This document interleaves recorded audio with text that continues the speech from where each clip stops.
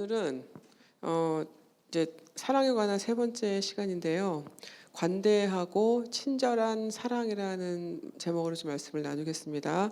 우리 지난주에 읽었던 본문 말씀인데 아마 이거 다음 주쯤 되면 다 외우실 거예요. 자, 한 번만 다시 읽을게요. 시작.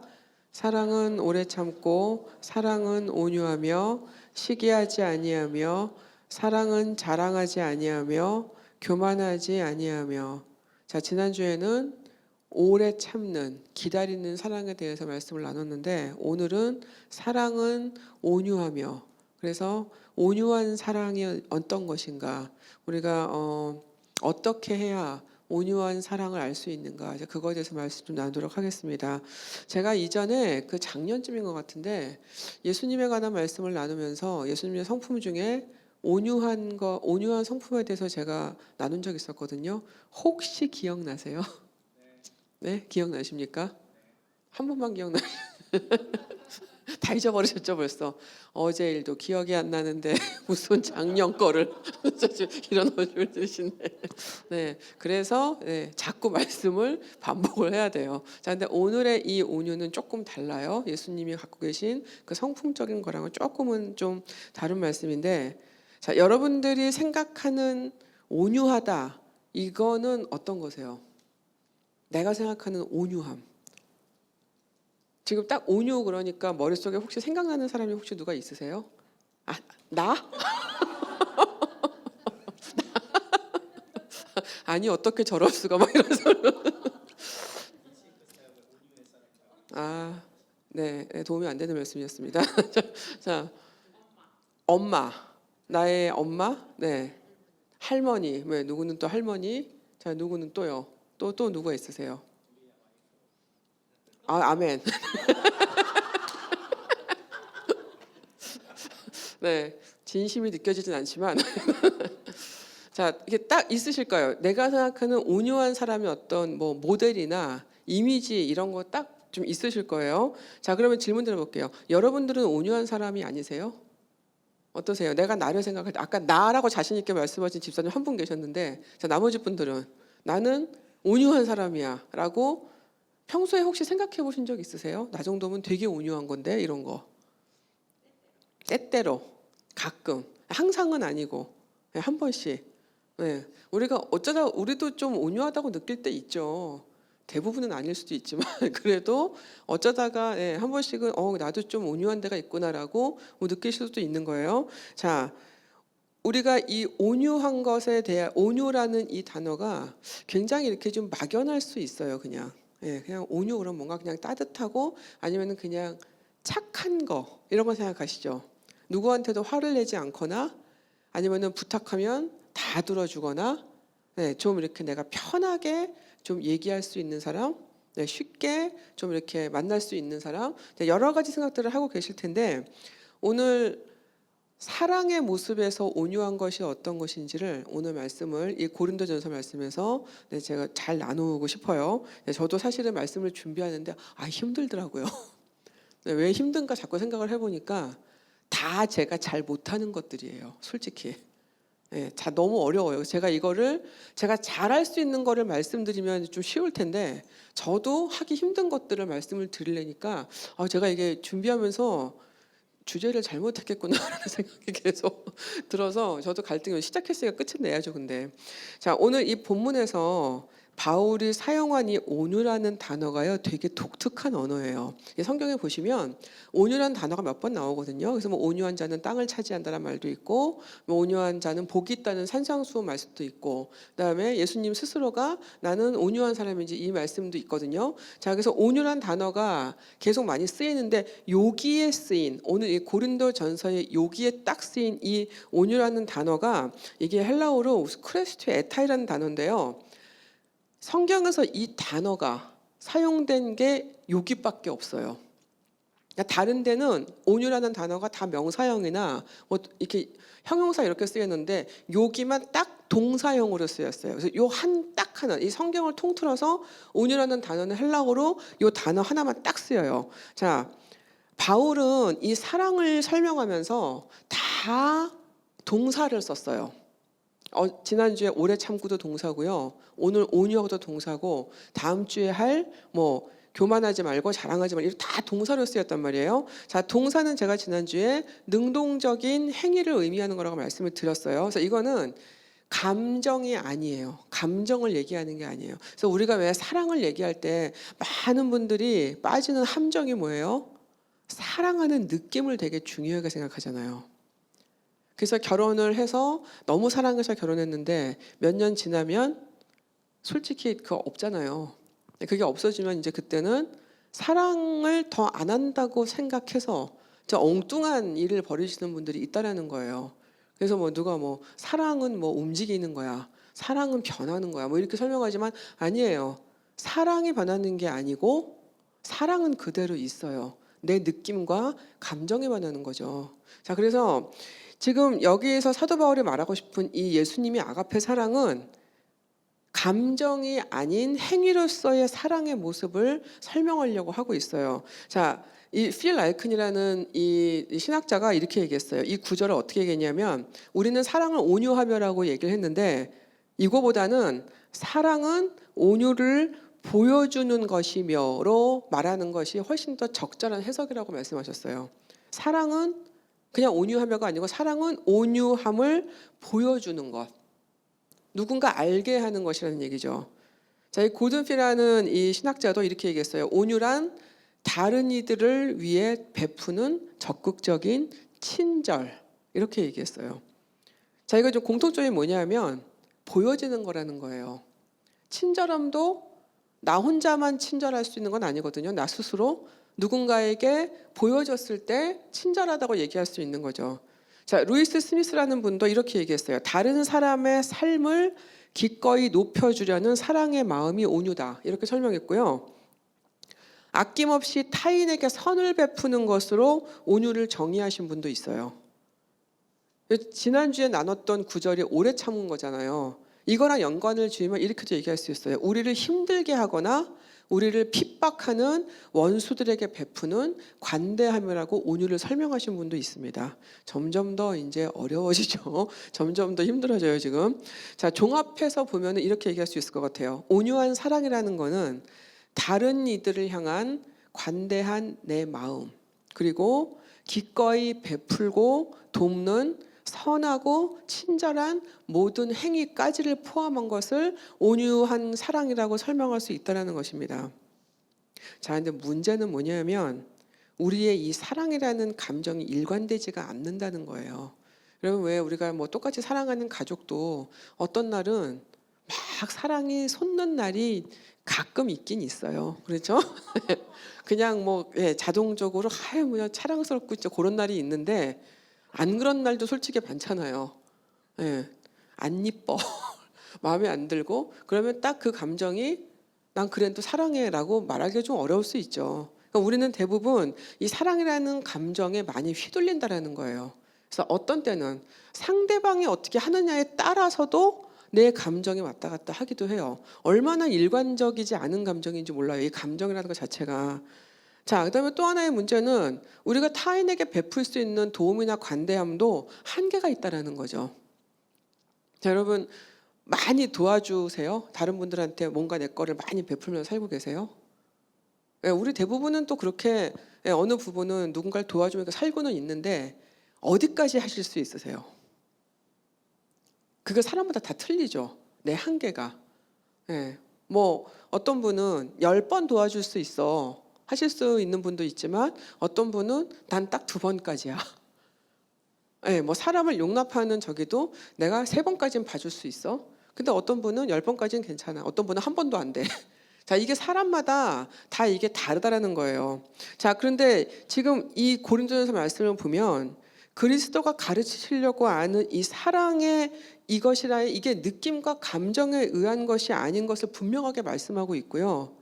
우리가 느끼는 감정이 아무것도 아닌 것이라서 그런 건 아니에요. 자, 그런 건 아니지만 행위로 사랑하는 것이 감정만큼 중요하다는 말씀을 하고 있는 거예요. 감정이 다가 아니라는 거예요. 우리가 감정을 넘어선 어떤 행위를 하는 것이 이것이 예수님의 사랑이라고 말씀하고 있는데, 자, 바울이 말하려는 사랑은 그래서 우리가 어떨 때는 감정이 안 들어. 막 부족해. 사랑하는 마음이 그닥 많지는 않아요. 안 이뻐. 그래도 하나님 때문에, 하나님을 위해서 기꺼이 내가 사랑의 행위를 하고자 하는 그 믿음을 사랑이라고 표현하고 있다고 볼 수 있어요. 그래서 여러분, 사랑은 어떤 의미에서는 믿음과 가까운 부분들이 있는 거죠. 나는 저 사람한테 해주고 싶은 마음이 안 들어, 안 이뻐, 미워, 싫어. 어떨 때는 내가 왜 그래야 돼, 이런 생각이 들 때에도 저 사람 때문이 아니라 누구 때문에요? 하나님 때문에, 예수님 때문에, 그분이 나한테 주신 그 사랑 때문에, 그분을 위해서 내가 누군가에게 베풀 수 있는 이 사랑의 행위를 사도 바울은 믿음이라고 본 거예요. 자, 그래서 여러분, 우리가 알아야 될 게 뭐냐면, 하나님이 우리한테 보여주신 이 온유한 이 사랑이 절대로 나약하거나 소극적인 게 아니라는 거예요. 여러분, 솔직히 저 질문 드려볼게요. 온유한 사람은 강한 사람인가요? 네, 강한 사람인 거를 아시는 분은 뭘 아시는 분이에요? 나약한 게 온유한 게 아니에요. 그러면 진짜 온유하려면은 내 스스로가 하나님의 은혜 안에서 내 의, 내 분노 이런 것이 다 죽어야 돼요. 그럴 수 있는 사람이 온유할 수 있어요. 내가 분노할 수 있는 권리도 있고, 내가 참지 않아도 될 수 있는 그 권리도 있지만, 그것 다 포기할 수 있는 이 힘은 강한 사랑이 있을 때 가능하다라는 거예요. 그 얘기 들어보셨죠? 더 많이 사랑하는 쪽이 지는 쪽이다. 그 얘기 들어보셨죠? 이걸 어디다가 가장 많이 적용할 수 있어요? 부부싸움. 부부싸움. 자식들, 자녀들. 여러분들 자녀들보다 배우자를 더 사랑하시는 분이 있으실까요? 네. 저기 집사님 가정은 제가 좀 검증을 한번 좀 해봐야 될 것 같아요. 자, 저희 집은 이제 자녀가 없기 때문에 가능합니다. 자, 근데 자녀가 있으신 분들은 보통은 자녀들한테는 쉽게 져주실 수 있죠. 네, 배우자한테는 빡빡 우기고 싶은 거를 애들하고는 어려워요. 여러분, 애들 자랄 때 보면 애기들 다 조그맣잖아요. 근데 제가 보면 요즘에 그 애들 키우는 집들 보면은 그 조그만 애한테 부모가 꼼짝을 못해. 제가 보면 애기들한테 다 휘둘려요. 떼쓰면 못 당하고, 말 안 되는 거지만 이뻐서 해주고 이런 거 많잖아요. 여러분, 그거 왜 그런 거예요? 사랑해서 그런 거잖아요. 더 많이 사랑하니까 그런 거라고요. 그래서 자녀들하고 부모하고는 싸우면 안 된다고 얘기하죠.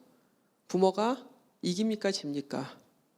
네, 자녀한테 이길 수 있는 부모가 없다고 얘기하는데 간혹 있긴 있어요. 간혹 있긴 있지만 대부분은 자녀들한테 부모님들이 져줄 수밖에 없어요. 왜 그러냐면 제 생각에는 더 많이 사랑하기 때문이에요. 그래서 하나님도 우리한테 맨날 지시는 거예요. 우리를 더 많이 사랑하시니까. 항상 우리를 봐주시는 거고요. 항상 우리를 견뎌주시는 거고, 우리한테 계속 관대하게 대해주시는 이유가 그분이 우리를 더 사랑하기 때문에 그런 거예요. 자, 그래서 온유한 사람은 어떤 사람이냐? 자, 내가 온유한 사람인지 아닌지 한번 보세요. 온유한 사람은 어떤 사람이냐면 나를 온유하게 대해주시는 그리스도의 사랑을 아는 사람이에요. 여러분 아십니까 그거? 예, 그러면 여러분 온유한 사람이 될 수 있어요. 자, 그리스도가 나를 위해서 치르신 그 대가의 가치를 아는 사람이에요. 그거 아십니까 여러분? 네, 그렇다면 여러분들은 온유한 사람이 될 수 있는 분들이에요. 자, 어떤 상황에서도 나를 따뜻하고 친절하게 대해주시는 그리스도의 마음을 배우려는 사람들이에요. 그런 사람들이 온유한 사람들이에요. 여러분 성경 보세요. 예수님이 사람들한테 어떻게 하시는지. 혈류병 걸린 여인 기억나시죠? 그 여인을 어디서 만나세요? 회당장 야이로의 딸을 고쳐주러 가시는 중에 만나요. 그 여자를. 군중들이 엄청 많았었어요. 근데 그 야이로의 딸이 거의 죽게 생겼단 말이에요. 그러니까 급하게 가시던 길이었어요. 근데 혈류병 걸린 여자가 그 틈에 예수님을 만지기라도 하면 자기가 병이 날 것 같은 생각이 드니까 슬쩍 만졌는데 예수님이 아셨어요. 뭔가 내 안에서 능력이 나갔단 말이에요. 자, 그 상황에서 여러분 굳이 안 돌아보셔도 저는 됐었다고 생각해요. 이미 고쳐주셨고 예수님은 바삐 일을 보러 가시던 중이었죠. 근데 돌아보셔서 그 여자를 찾으세요. 여자이 얼마나 무서웠을까요? 살짝 만졌는데 알았어. 혼날 수도 있는 상황이죠. 바쁘게 막 가는 상황이고 군중들에 둘러싸인 상황인데 근데 예수님은 그 여자를 찾으셨어요. 그리고 그 여자한테 들어요. 얘기를 들으세요. 그래서 그 여자가 막 얘기를 해요. 내가 이렇게 돼가지고 내가 병이 나서 아무도 못 고쳤는데 그래서 내가 고침받고 싶었다. 그래서 이 여자는 되게 두렵게 예수님한테 그 얘기를 하죠. 다 들어주세요. 다 들어주시고 마지막에 저는 이 단어 뭐라고 말씀하시냐면 내 딸아 이렇게 말씀하세요. 눈물 안 나세요? 저는 그 장면이 상상이 돼요. 그 바쁜 중에도 그 수많은 군중 속에서 굳이 그 정말 비천하고 아무도 돌아보지 않는 그 불쌍한 여인한테 가셔서 그 여인의 얘기를 들어주시고 뭐 몰라서 들으셨겠어요. 그리고 그 여자에게 너무너무 인자하게 내 딸아 이렇게 말씀하시는 그 장면이 저는 너무너무 제가 은혜가 많이 됐어요. 예수님은 사람들을 그렇게 대하셨어요. 항상 제가 보면은 사마리아 여인도 얼마나 오랜 시간 그 여자랑 얘기를 하셨는지 몰라요. 사람들 앞에 나서지 못해서 뜨거운 한낮에 아무도 모르게 몰래 물을 길러 나온 그 여자를 그 당시에는 그런 여자하고 말을 섞는 것도 굉장히 창피한 일이었어요. 근데 그 여자한테 굉장히 오랜 시간을 할애하세요. 그래서 그 여자의 마음을 믿음으로 이끌어내시거든요. 자, 이런 게 너무 많아요. 뽕나무에 올라갔던 삭개오를 다루시는 그 과정, 그건 제가 지난 말씀드렸고요. 병자들을 고치신 예수님을 그걸 보시면 얼마나 하나하나 귀하게 대해주시고 신경을 쓰시면서 그렇게 그 사람들을 대하시는지 몰라요. 자, 이게 예수님이 우리한테 대하시는 예수님의 사랑의 모습이라는 거예요. 우리가 살면서 온유하기 어려울 때가 솔직히 얼마나 많습니까? 어쩌면 하루 종일 한 번도 정말 화를 안 내고 살기가 어려운 게 어쩌면 우리 삶일 수도 있어요. 온유하기 너무너무 힘들어요. 그리고 온유하게 대하기 힘든 사람들도 많이 만나요. 그게 솔직한 우리의 지금 삶의 모습이거든요. 자, 그렇지만 그럼에도 그리스도가 내게 보여주신 그 관대하고 그 따뜻한 사랑 때문에 내 감정을 다스릴 수 있는 사람이 온유한 사람이라는 거예요. 그리고 계속해서 예수님의 그 친절을 내 삶 가운데 연습해 나갈 수 있는 사람이 온유한 사람이라고 지금 말하고 있는 거죠. 자, 그러면 여러분 온유한 이 사랑의 모습, 친절한 사랑의 모습은 어떤 걸까? 자, 여러분 한번 생각하면서 한번 들어보세요. 다른 사람들에게 친절한 말을 하는 거예요. 자, 여러분 우리가 제가 이제 입에 대해서 거룩한 것을 말씀을 드렸지만 이거는 일상에서 계속 우리가 연습을 해야 되는 부분이에요. 험한 말, 짜증내는 말, 성내는 말, 비난하는 말, 뭐 비꼬는 말, 어쨌든 어떤 식으로든지 남을 상처 주고 힘들게 하는 이런 말들을 하지 않고 대신에 친절한 말을 하는 연습을 하는 거죠. 마음을 공감해주고 한마디를 하더라도 따뜻한 말을 하려고 하는 게 그게 우리의 모습이 되어야 된다라는 거예요. 제가 이제 여러분 이제 마켓 가시면은 이제 계산대 가시면 거기 이제 사람들이 이거 계산해 주잖아요. 가보면은 여러 종류의 사람이 있어요. 제 생각에는. 그래서 어떤 사람은 그냥 일상적으로 하는 말이죠. 그냥 How are you를 그냥 오는 사람마다 그냥 하는 사람이 있고 어떤 사람은 그런 거 없어요. 그냥 백 줄까? 이것부터 물어보는 사람도 있고 말 없이 그냥 자기 일만 하는 사람도 있고요. 여러 사람이 있는데 지난번에 제가 어느 이제 마켓에 가가지고 이제 계산대를 갔는데 밤에 좀 늦게 갔어요. 사람이 없더라고요. 근데 이제 젊은 남자애가 이제 거기서 이거를 하고 있는데 오니까 저기 제가 딱 가니까 그냥 How are you 하고 물어봐 줬어요. 그래서 제가 뭐 그냥 괜찮다 그러면서 저도 물어봤어요. How are you? 저도 물어봤거든요. 근데 갑자기 저를 딱 쳐다봐요. 그래서 뭘 말 잘못했나? 그랬더니 저한테 물어봐줘서 고맙대요. 그러면서 자기 오늘 6시간째 일을 하고 있는데 단 한 명도 자기한테 너는 어때?라고 물어봐 준 사람이 없었다라는 거예요. 저 솔직히 의미를 붙여서 하진 않았거든요. 그냥 저도 뭐 그냥 별 생각 없이 그냥 한 건데 그걸 너무 고마워하면서 자기가 오늘 진짜 너무너무 힘든 하루를 보냈는데 너무 고맙다고 그래서 제가 너무 미안했어요. 어떻게 이거 한마디에 이렇게까지 사람이 마음이 이럴 수가 있나 생각이 들어서. 그래서 제가 이제 우리 말씀을 준비하다 보니까 제가 몇 년 전에 한국 갔을 때 그 생각도 나더라고요. 이제 저희 이제 아는 후배랑 같이 식당을 갔는데 굉장히 뭐 맛집이라고 해가지고 갔는데 사람이 굉장히 많았어요. 근데 이제 저희 옆에 테이블이 좀 떨어져 있었는데 제가 그 선명하게 저기 기억이 나요. 그 한 대여섯 분이 이제 좀 많이 와서 식사를 하고 계셨는데 그 집의 음식들이 대부분 다 이렇게 돌 철판 같은 데 나와요. 이거 무겁잖아요. 근데 굉장히 젊은 어린 자매가 이제 그 서브를 하다가 그걸 이제 들고 날고 하다가 그거를 그냥 툭 떨어뜨렸는데 이게 이제 뭐 돌판이 오래됐는지 그게 쩍 하고 거기서 깨진 거예요. 근데 제가 너무 재밌는 걸 봤어요. 거기에 앉아 계시던 아저씨 한 분은 왜 이렇게 젊은 애가 조심성이 없이 그러냐고 소리를 빽 지르셨고 거의 동시에 그 맞은편에 있던 좀 연세가 드신 여자분 한 분은 벌떡 일어나시더니 그 자매 다친 데 없냐고 그러면서 막 이렇게 막 만져주더라고요. 다치지 않았냐고. 너무 순간적으로 다 동시에 일어난 일이었는데 순간적으로 너무 대비되는 제가 두 모습을 봤어요. 근데 그 자매는 막 어쩔 줄 몰라가지고 그냥 뭐 쩔쩔매고 있는데 한 사람은 떨어뜨렸다고 비난을 했고 한 사람은 다친 데 없냐 하고 따뜻하게 그 자매를 만져줬어요. 제가 딱 그걸 보는 순간에 제가 속으로 하나님 저분 복 주세요라고 저도 모르게 기도했어요.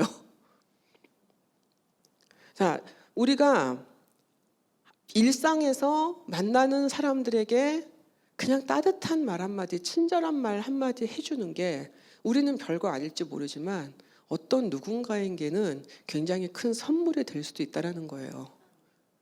제가 어느 책에 보니까 이 얘기도 있더라고요.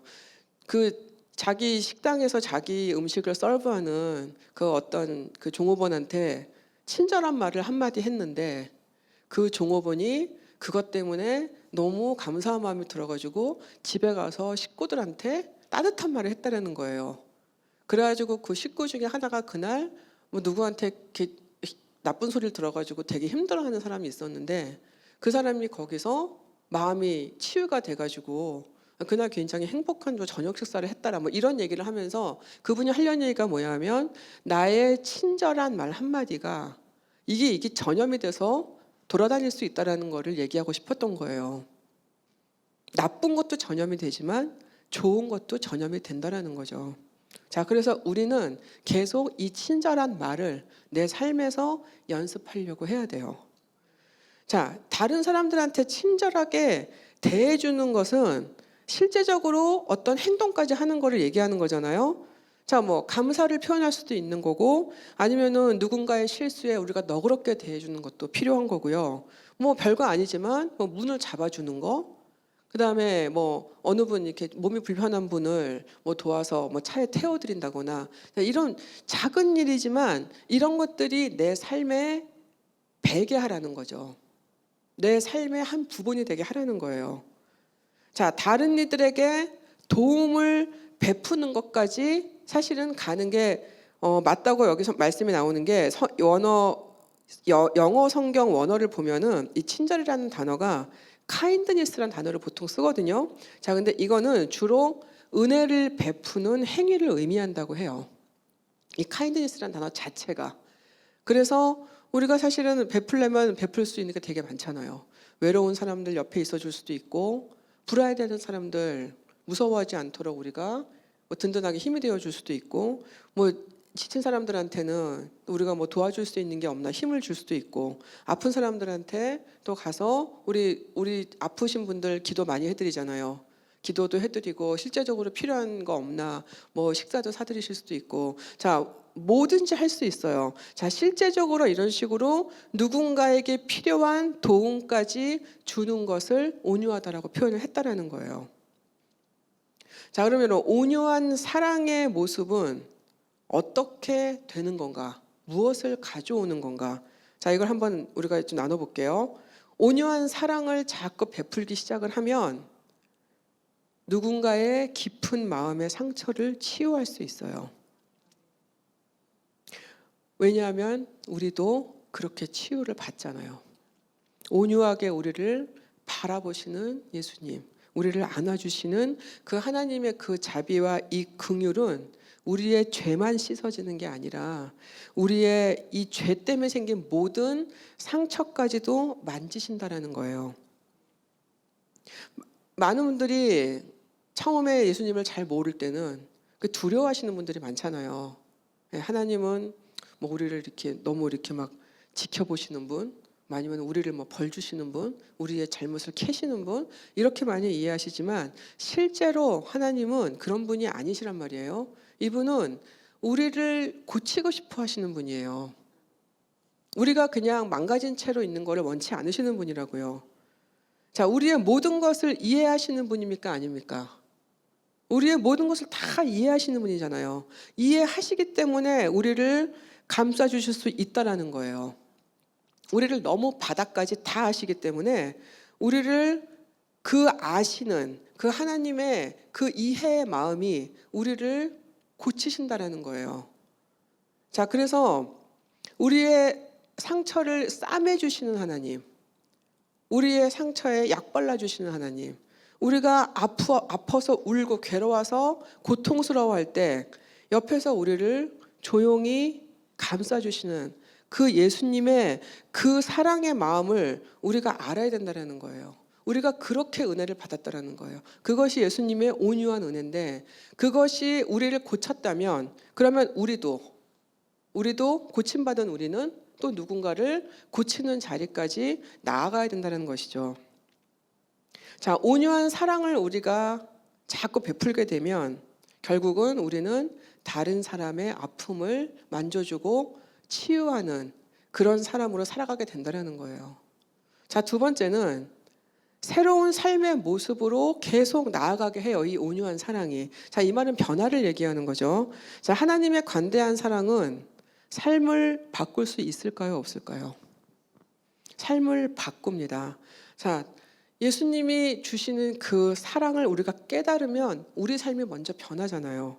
삶이 바뀔 수밖에 없어요. 우리가 이 분노하고 싶은 순간이 얼마나 많아요.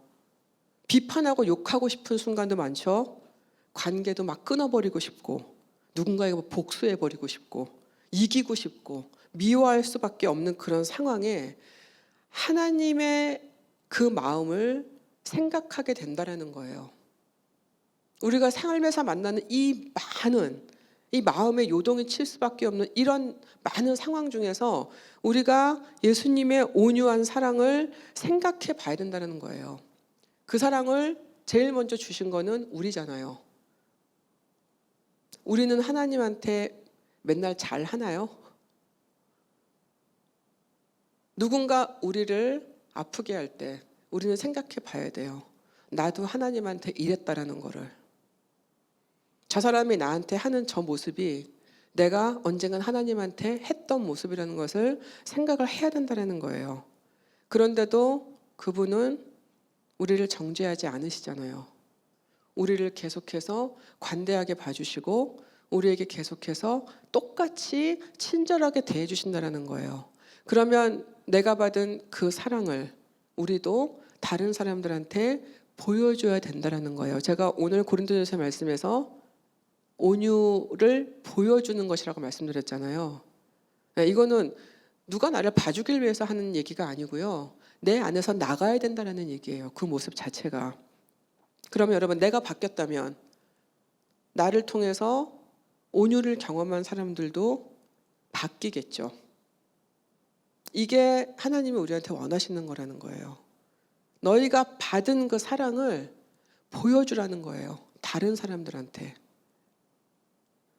자, 이 사랑이 우리 삶에 들어오면 그래서 우리는 이웃과 세상을 섬기게 됩니다. 자, 그리스도는 온유한 사랑으로 우리를 섬기셨어요.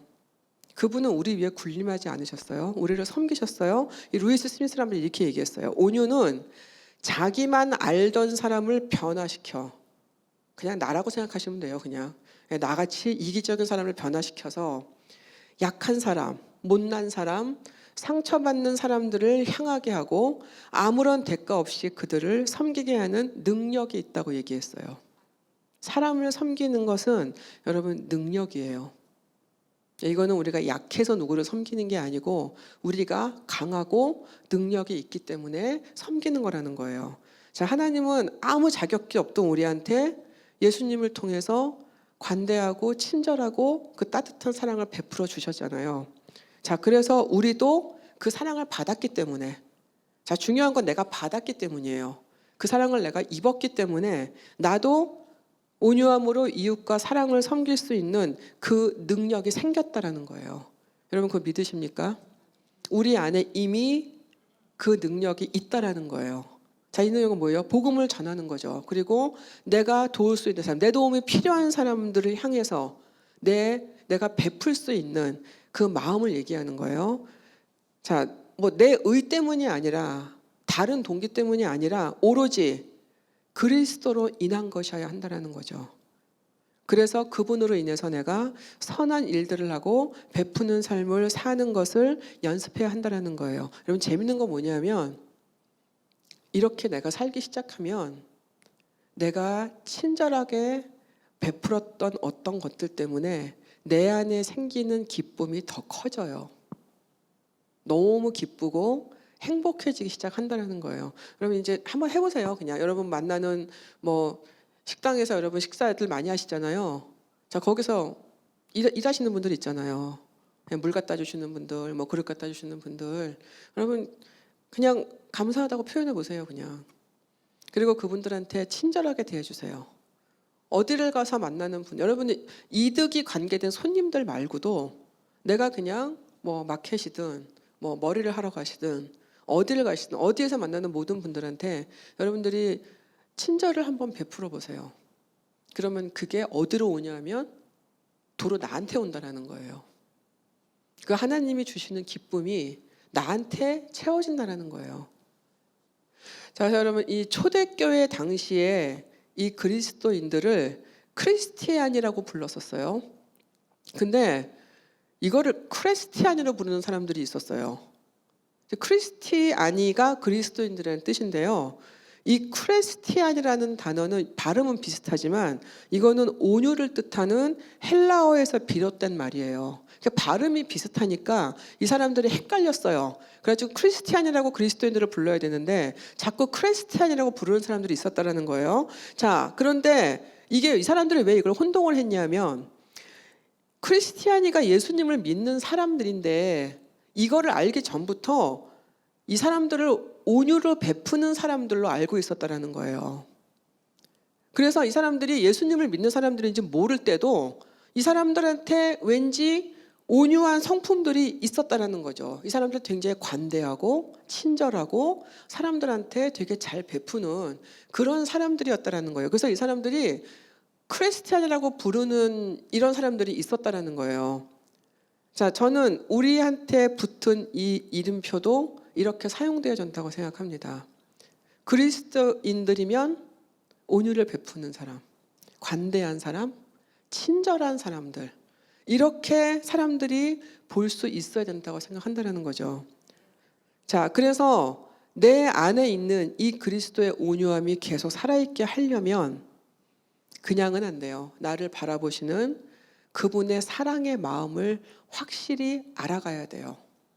나를 어떻게 보시는지, 그분이 나를 얼마나 사랑스럽게 보시는지, 그분이 나를 얼마나 귀하게 보시는지, 나를 얼마나 소중하게 대해주시는지 그거를 확실하게 알아야 되고 매 순간 기억해야 한다는 거예요. 여러분 매 순간 기억하고 생각하는 거는 굉장히 중요한 거예요.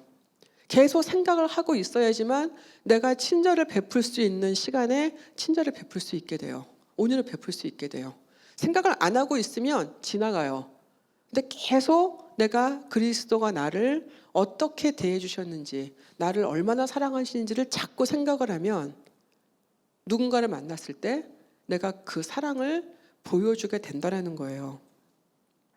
자, 그분의 사랑이 어떤 거예요? 자격 없는 나를 살리신 사랑이잖아요. 그리고 나를 끝없이 이해해주고 나를 끝없이 관대하게 대해주시는 사랑이란 말이에요. 우리가 얼마나 믿으면서도 잘못을 많이 해요. 수많은 내 잘못과 실수에도 노하지 않으시고 부드럽게 말씀하시는 사랑이라는 거예요. 여러분, 그거를 만약에 우리 삶에 대입을 하면 누군가 나한테 잘못해도 우리는 부드럽게 대하는 연습을 해야 된다는 거예요. 어려운 거 알죠. 저도 잘못하니까. 하지만 하라는 거예요. 왜냐하면 우리는 이미 받았기 때문에 해야 되는 사람들이라는 말씀을 하고 있는 거죠. 자, 여러분, 이 사랑을 확실히 받으신 거 맞으십니까? 하나님이 여러분들을 정말 따뜻하게 바라봐 주시는 것을 믿으십니까? 그리고 계속해서 친절하게 여러분들을 사랑하고 계시다는 것도 믿으십니까? 네. 우리는 이 사랑을 이미 받았고요. 지금도 받고 있고요. 이 땅을 떠나갈 때까지 계속 이 사랑 안에 살아가게 될 거예요. 자, 그래서 이제 우리가 해야 될 것은 이 사랑을 행하는 것입니다. 온유한 사랑을 잘 이해하고 친절하고 관대한 사랑을 세상에 보여주는 거예요. 내 이웃에게 보여주는 거예요. 가장 가까운 이웃 누구요? 남편, 아내, 내 가족들, 내 자녀들. 여기서부터 시작하셨으면 좋겠어요. 더 친절하게, 더 관대하게, 더 부드럽고 더 따뜻하게 이런 사랑을 없는데 왜 해? 이제는 이런 거 말씀하시면 안 돼요.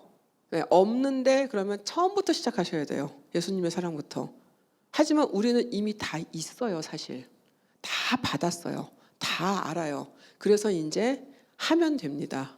자, 그래서 여러분 오늘부터 따뜻하고 부드럽고 관대하고 친절한 그런 우리의 말과 행동과 다른 사람을 대하는, 이웃을 대하는 우리의 이 자세를 바꾸는 연습을 하시기를 부탁드립니다. 그래서 하나님의 기쁨이 이 온유한 사랑 가운데 어떻게 내 안에 임하시는지를 계속 경험하시면서 그 사랑 안에서 더 내 사랑을 더 키워가면서 그렇게 우리가 정말 행복하고 기쁘게 살아갈 수 있는 저 여러분이 되시기를 주님의 이름으로 기도합니다.